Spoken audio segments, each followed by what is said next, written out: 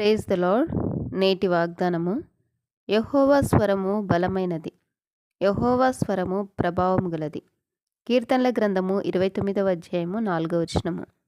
దేవుని స్వరము మధురమైనది.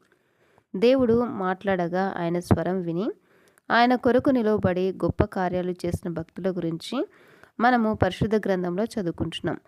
ప్రభు యొక్క శిష్యులను బెదిరించుటైను, హత్య చేయుటైను ప్రాణాధారంగా పెట్టుకున్న సౌలును మార్చింది ప్రభు యొక్క ప్రేమ కలిగిన స్వరమే.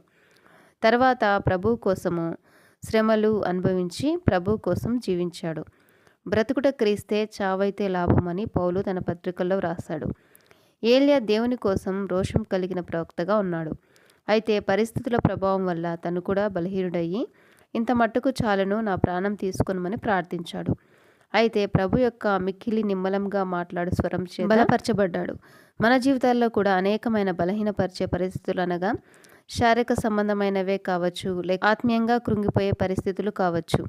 అయితే మనల్ని బలపరిచేది, మనల్ని నడిపించేది ప్రభు యొక్క కరుణ కలిగిన స్వరమే. నీ వాక్యము నన్ను బ్రతికించున్నది.